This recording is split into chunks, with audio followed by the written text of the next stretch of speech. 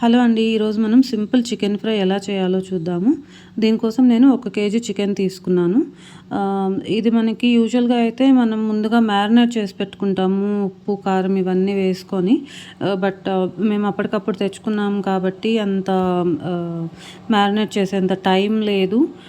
కాబట్టి నేనేం చేస్తున్నానంటే దీన్ని ముందుగా బాయిల్ చేస్తున్నాను. ఉప్పు, పసుపు, కారం తర్వాత కొంచెం అల్లం వెల్లుల్లి పేస్ట్ కూడా వేసేసి ఒక 1 ½ గ్లాస్ వాటర్ పోసేసుకొని హై ఫ్లేమ్ మీద దీన్ని మనం బాయిల్ చేసేసుకుంటాం. ఆ వాటర్ అంతా డ్రై అయిపోవాలన్నమాట.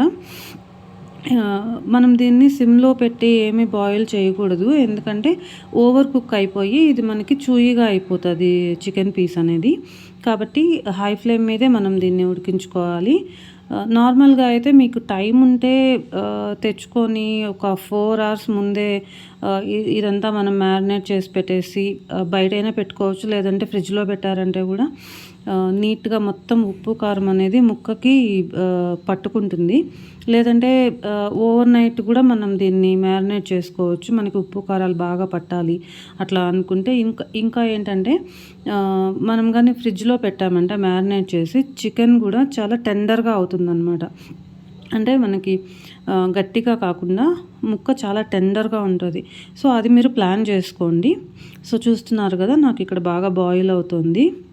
ఈ లోపల మనం కొంచెం మసాలా కోసం కొంచెం ఇవి కావాల్సిన ఐటమ్స్ అనేవి జస్ట్ డ్రై రోస్ట్ చేసుకుందాము. చూడండి దీనికోసం నేను ఒక 2 స్పూన్స్ ధనియాలు తీసుకున్నాను.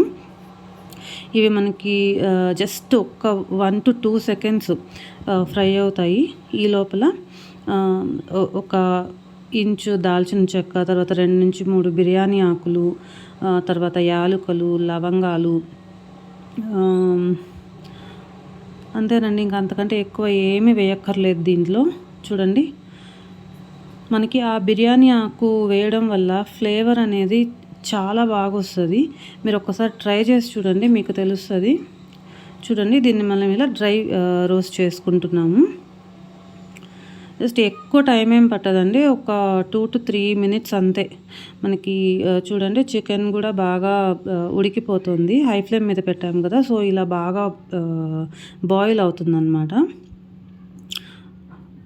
చూస్తున్నారు కదా! ఇవి కూడా మనం ఒక సైడు ఫ్రై చేసుకుంటున్నాము. ఓకే అండి. ఇవి మనకి వేగిపోయాయి. ఇప్పుడు మనం దీన్ని తీసుకొని పక్కన ఒక ప్లేట్‌లో పోసేసుకుందాము. సో, ఇవి చల్లారిపోతాయి అన్నమాట. కొంచెం మనకి బాగా రూమ్ టెంపరేచర్ వచ్చేస్తే చాలు. మరీ చల్లగా అవ్వక్కర్లేదు. కొంచెం లైట్‌గా వేడి ఉంటేనే అవి మనం దంచినప్పుడు బాగా పౌడర్ అవుతదనమాట. సో, చూడండి నేను మిక్సీ జార్‌లో వేయట్లేదు. ఎందుకంటే చాలా తక్కువ అమౌంట్ కదా! మిక్సీ జార్‌కంతా అంటుకుపోయి అంత నీట్‌గా ఏం రాదు. కాబట్టి నేను ఇట్లా రోట్లో వేసి దంచుకుంటున్నాను ఈ పౌడర్‌ని. సో, చూస్తున్నారు కదా! మనకి ఆల్మోస్ట్ వాటర్ అంతా ఎవాపరేట్ అయిపోయింది. ఇంకొక 2 మినిట్స్ అట్లానే హై ఫ్లేమ్ మీద వదిలేసామంటే మొత్తం ఎవాపరేట్ అయిపోతది. తర్వాత మనకి చికెన్ ఉడికిపోతుంది. అలాగే మనకి ఎక్కువ చూయీగా కూడా అవ్వదనమాట. సో, చూస్తున్నారు కదా! నేను ఈ పొడి దంచేసుకున్నాను. సో, ఇప్పుడు చూడండి ఇంకా అంతా ఆల్మోస్ట్ ఎవాపరేట్ అయిపోయింది.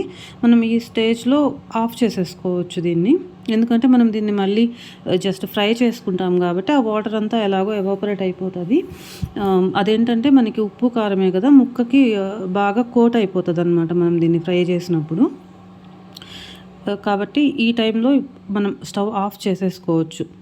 మరీ ఎక్కువసేపు ఉంచామంటే అది మాడిపోతది. చూడండి నేను స్పెసిఫిక్‌గా ఏం చెప్పట్లేదు. ఇందులో నేను వేసింది ఓన్లీ ఆయిల్, కొంచెం నెయ్యి, తర్వాత ఆనియన్, గ్రీన్ చిల్లీ అంతే. ఇవి వేసుకొని వీటిని బాగా ఫ్రై చేసుకోవాలి. ఆనియన్స్ మనకి కొంచెం బాగా లైట్ బ్రౌనిష్‌గా రావాలి. అలా వచ్చిన తర్వాత మనం పక్కన ఉడికించి పెట్టుకున్నాం కదా చికెను, దాన్ని ఇందులో వేసేసుకొని హై ఫ్లేమ్ మీదే ఒక్క 5 మినిట్స్ ఫ్రై చేసేసుకున్నామంటే ఆ ముక్క చుట్టూ ఉన్న ఈ గ్రేవీ ఏదైతే ఉందో మొత్తం ఆ ముక్కలకి కోట్ అయిపోయి నీట్‌గా పట్టేస్తుంది. తర్వాత మనం తినేటప్పుడు కూడా ఆ ఉప్పు, కారాలనేవి మనకి బాగా తెలుస్తాయన్నమాట. సో, చూడండి కొంచెం ఓపికగా ఫ్రై చేసుకోండి. చూసారు కదా! ఇది మనకు ఆల్మోస్ట్ ఫ్రై అయిపోయింది. చూడండి ఈ స్టేజ్లో మనం ఆల్రెడీ దంచి పెట్టుకున్నాం కదా మసాలా, అది వేసేసుకొని దీన్ని బాగా కలిపేసుకొని ఒక 2 నుంచి 3 నిమిషాలు ఫ్రై చేసేసామంటే మనకిది సర్వ్ చేయడానికి రెడీ అయిపోతుంది. ఈ చికెన్ ఫ్రై అనేది చూడండి చాలా సింపుల్. కాకపోతే మీకు జస్ట్ బాయిల్ అవ్వడానికి ఒక్క 10 మినిట్స్ టైం అయితే పడుతుంది అంతే. తర్వాత అంత ఎక్కువ టైం ఏం తీసుకోదు. చాలా ఈజీ, చాలా క్విక్గా అయిపోతుంది. ఇది యాక్చువల్గా బ్యాచులర్స్కి చాలా ఈజీ రెసిపీ అని చెప్పొచ్చు. చూడండి నాకు అయిపోయిన తర్వాత నేను దీని మీద జస్ట్ కొత్తిమీరతో గార్నిష్ చేసుకున్నాను అంతే. రెడీ అండి మనకి సర్వ్ చేసుకోవడానికి. ఓకే అండి, మీకు ఈ వీడియో నచ్చినట్లయితే please like, share and subscribe.